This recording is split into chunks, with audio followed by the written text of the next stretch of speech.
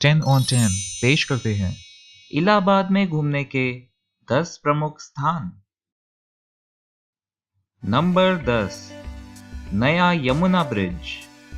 1.5 kilometre लंबा इलाहाबाद का नया यमुना ब्रिज इलाहाबाद की मॉडर्न झलक दिखाता है।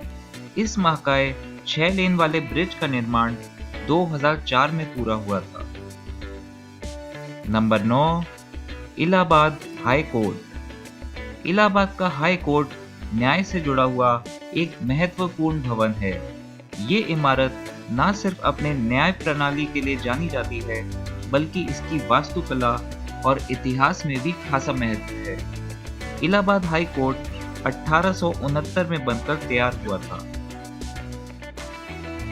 Number 8, Minto park. Minto park या जिसे मदन मोहन मालवीय पार्क भी कहते हैं, इलाहाबाद का एक हरा भरा बाग है।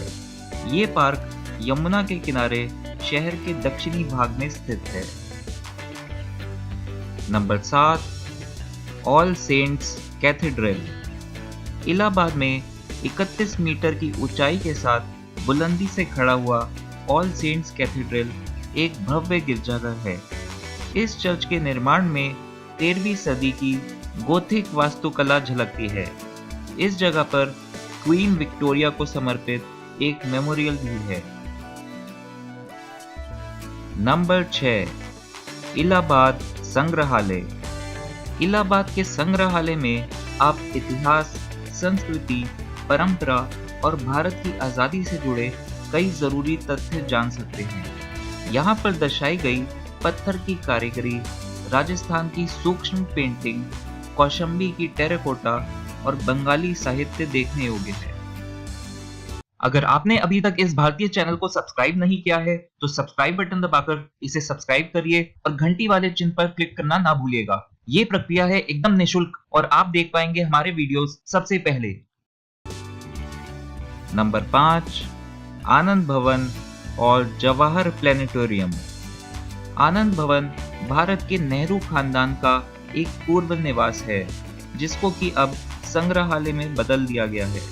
यहाँ पर भारत के स्वतंत्रता संग्राम से जुड़े कई अहम एवं रोचक चीजें मौजूद हैं। इसके निकट ही जवाहर प्लेनेटोरियम भी है, जो आपको बेहद पसंद आएगा। नंबर 4, खुसरो बाग। खुसरो बाग एक मुगल गार्डन है, जिसके अंदर खुसरो मिर्जा का मकबरा स्थित है, जो जहांगीर के सबसे बड़े बेटे थे। साथ ही मकबरा है जहांगीर की पहली बीवी शाह बेगम का। ये बाग 40 एकड़ के विशाल क्षेत्र में फैला हुआ है। नंबर 3, इलाहाबाद का किला। इलाहाबाद का किला अकबर के राज में बना सबसे बड़ा और भव्य किला है। 16वीं सदी में बने इस किले को देखने हर साल लाखों पर्यटक आते हैं। इस किले से गंगा जमुना का भी एक बेहतरीन नज़ारा देखने को मिलता है। इस किले के समीप ही अशोका का स्तंभ भी मौजूद है।